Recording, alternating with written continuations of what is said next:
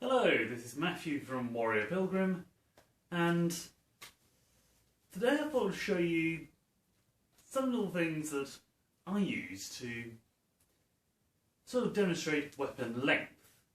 Now, I've got obliged to warn you that I'm not an expert in historical combat, and this is by far and away not a standardised method of weapon length, or measure, as many people call it. Because, well, it's simply something I find helpful for me, personally. So please, if you're going to take this, take it with a fair bit of salt, and definitely do not say an expert told you, because he hasn't. I'm just someone that happens to think like this for my videos, and they seem to work okay. Now, I thought about how to describe them, either as ranges, rings, zones, that sort of thing. It's difficult to put into words how I describe them. So, I mean, the best way to call it is ranges. Different weapons are effective against each other at different ranges, at different measures. Some you can get past the guard of and close in, others you can use to keep them at a distance. And I hope to demonstrate them to you using some of my weapons and also a couple of tools that I have lying around. One of them happens to be this, a simple time ruler. Each of these segments are about, let me see, about a metre or so long, if I remember correctly. Actually, the entire thing's about 2 metres long. So, I find if I extend it segment by segment, so like this, they give a fair approximation of weapon lengths and therefore how they can be effective against each other. I managed to break them down to about 5 different ranges, each one technically being ruled by a different series of weapons. First one is about yay wide, essentially just within the reach of your arm. Something that could be called this length, or even just this. That'll be things that you use in close quarters grappling.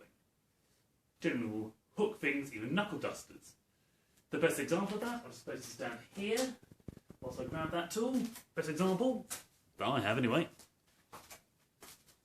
is this, my dagger. It's a bit of a long dagger and definitely weighty, but I can use it in close quarters combat to bind up a weapon, to close in and land fatal blows.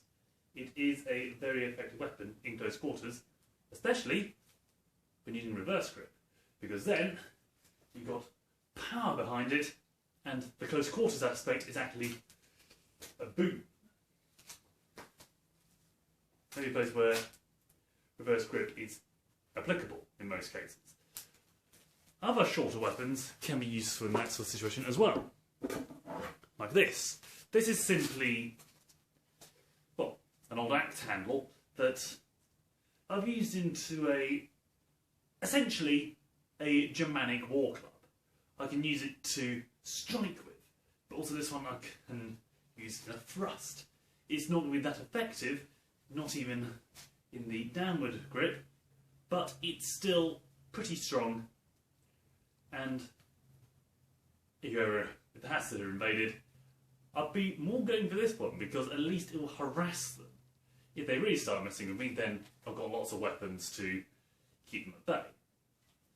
So, what other weapons would be the next one?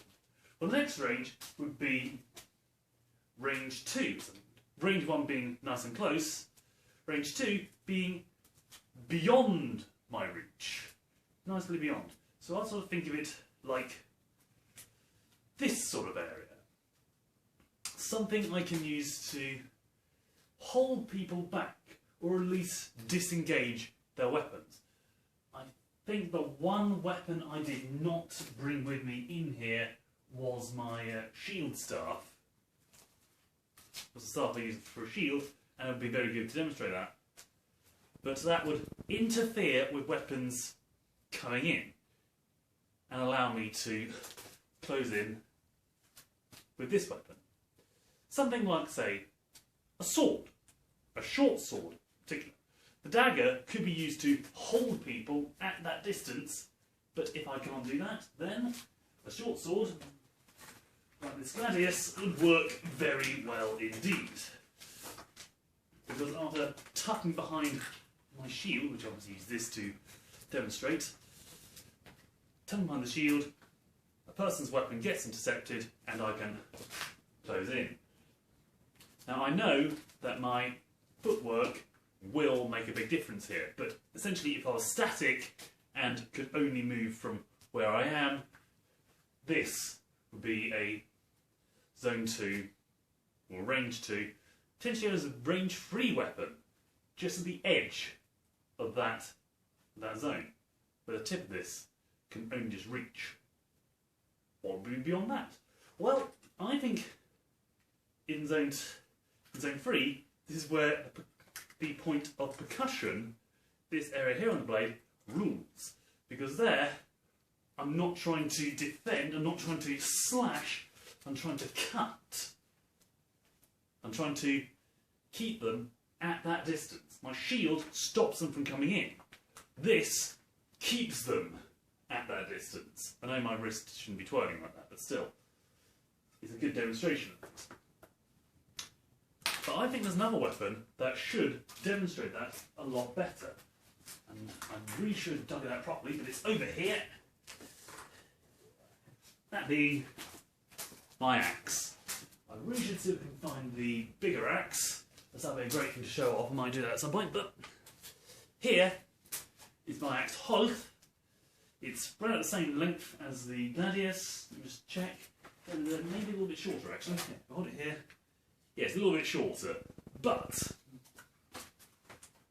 it's just as effective. In fact, in zone 2, it can be used for popping strikes. I could choke up on it and use it as a knuckle duster in zone 2 and 1, but I can also use it in zone 3 to create a barrier of sorts, a strike zone, so no one wants to come in and cause me harm. The bigger the axe, the wider the zone, and the heavier the impact. So the less likely they'll want to come in. Now, I don't have any partners to demonstrate this. I certainly wouldn't use this axe to demonstrate. This is a sharp axe. I don't want to hurt anyone. But it's very much that sort of weapon for that sort of range. But what about something further away? Something at distance. Well, that will be range 4. I'll worry about that. Here we go. Range 4 is beyond the reach of most short swords and gets into the range of arming swords and even long swords. And for that, obviously, I'm going to need my hockey stick. Because, whilst yes, it's technically about, in this sort of configuration, it will be more or less the same as the axe, I can hold it in one hand and use it to extend. A rapier would also be a good analogy for this, for thrusts and binds. Something pretty much you can fully extend and then thereat, you know what I'm saying, technically still being part of zone 3 as well. And this would rule that. So you could hook over their shield, put it down and strike. A very effective weapon. Most swords would be. In fact, I've got a weapon here I didn't get a chance to demonstrate earlier. That would improve that quite nicely. That being what I call my riot stick. It's made of cardboard. I made it quite a while ago to act as a training sword. It's got fair balance. I went round about there. Cardboard tubes.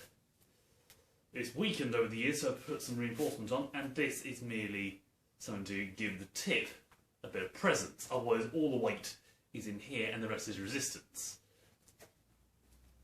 It can be used quite nicely as a thrusting weapon, so I need to practice rapier moves to keep people at a distance. You can do like katana for cuts and binds, and if needs be, I can use a long sword for that sort of move as well. And that's basically why I made it so. I wanted to focus on the Western styles.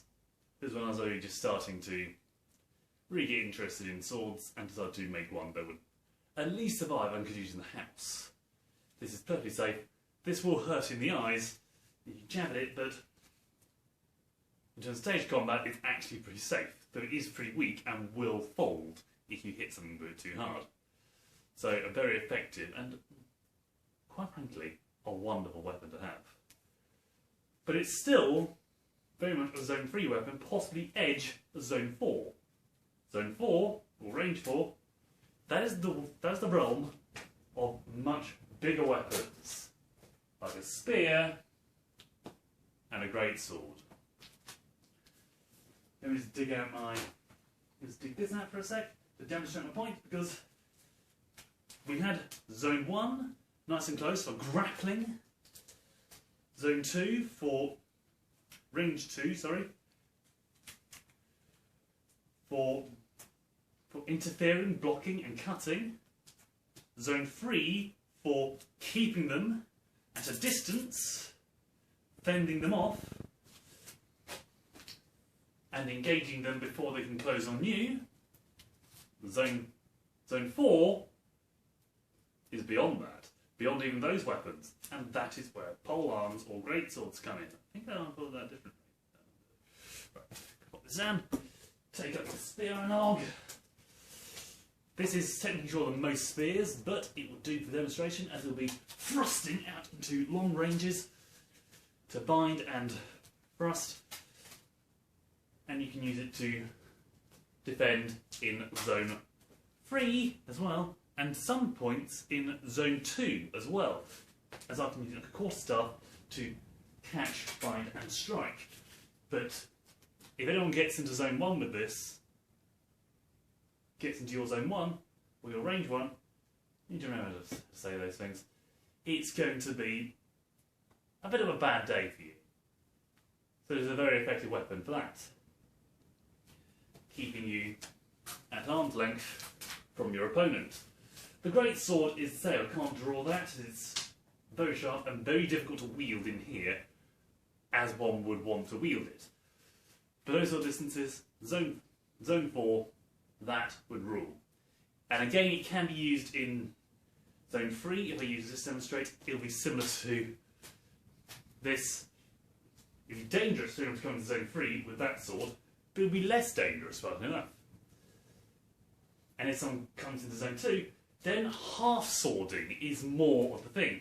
So you can choke up on your weapon, use one end to stab at people, use the other end to club them, and you can use the blade to catch, possibly in the guard to bind a weapon, steer it out of the way, and one thing I like to think of is using the blade to catch them under the chin and give them a proper cut. Might not work fully, but if you've got the strength and the coordination, it can work.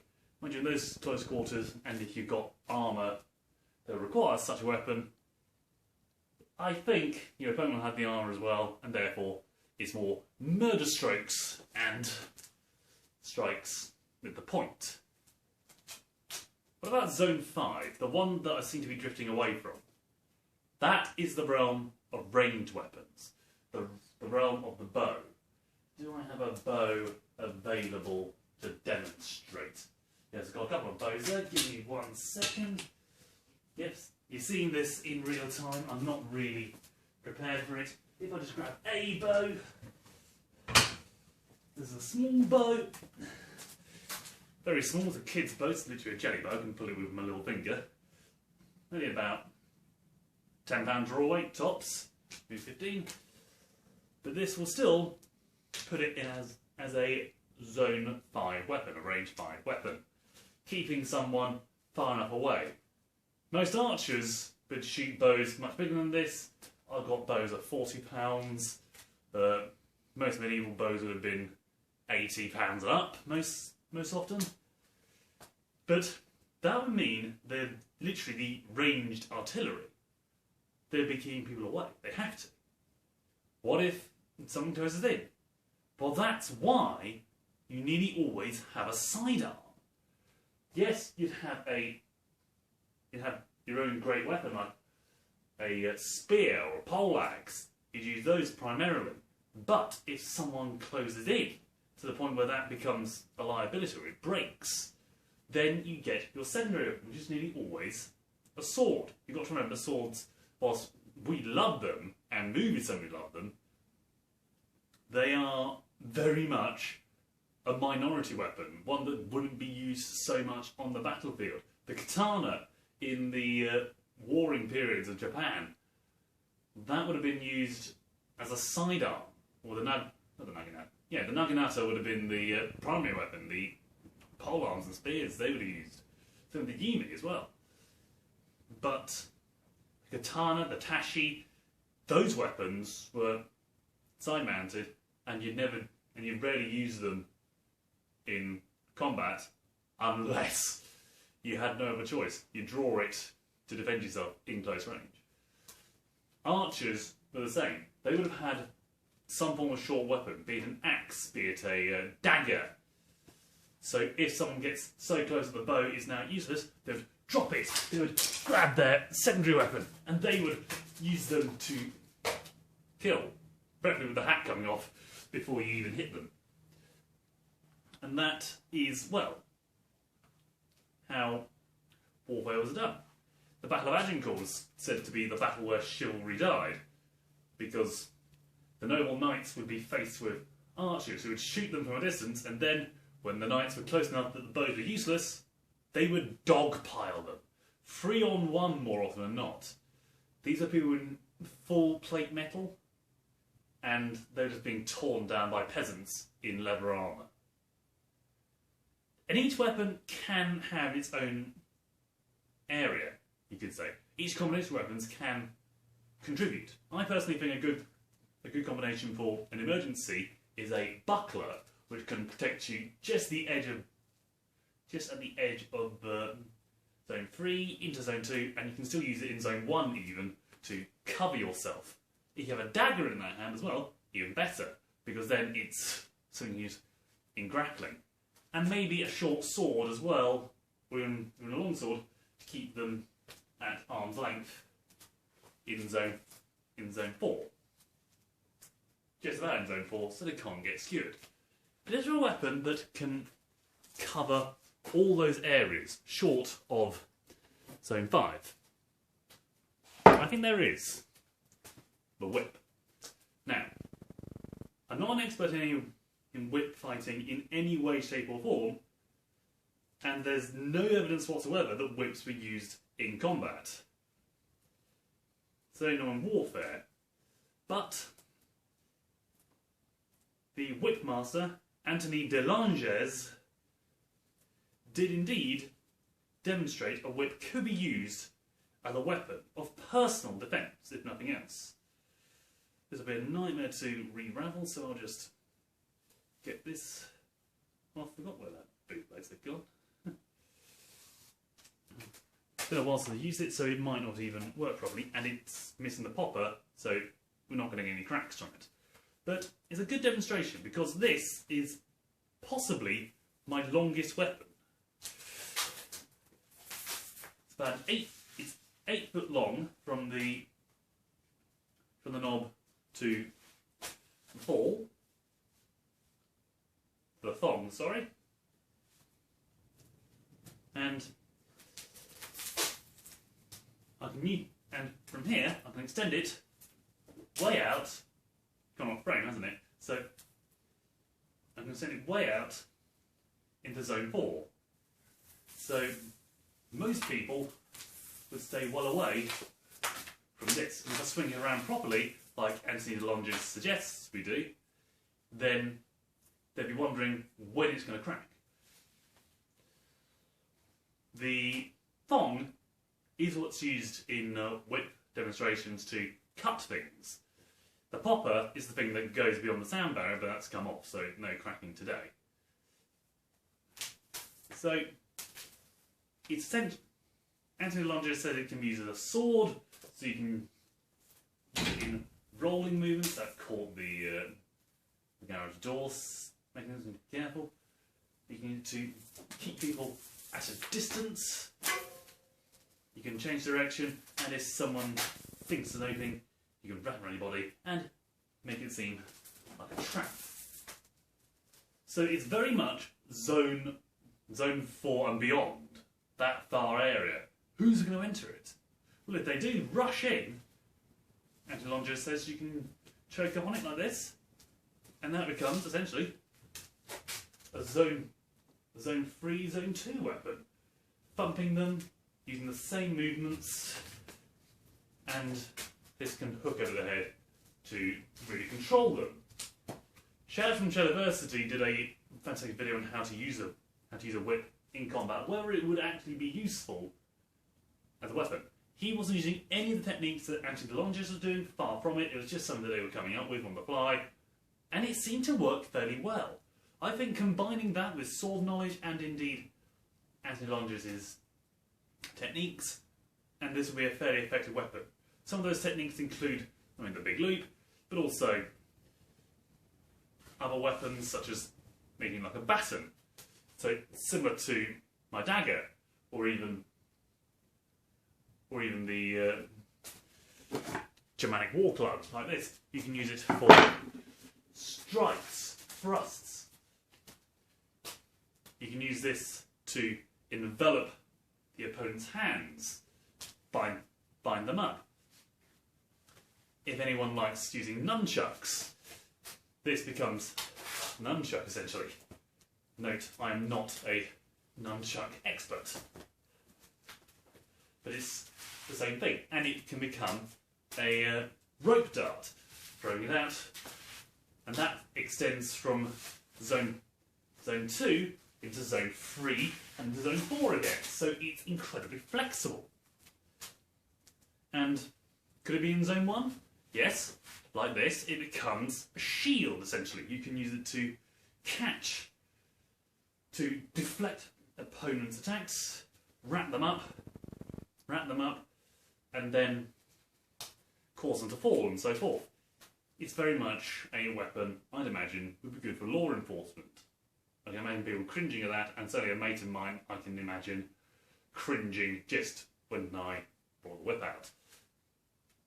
So it's very good at pretty much all of those ranges, and it can be used as a flail as well to really strike at people.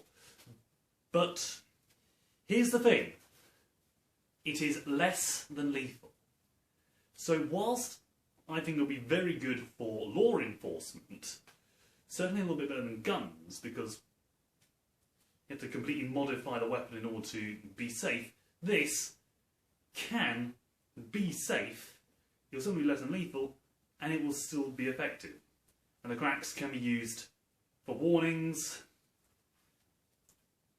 to call for aid, and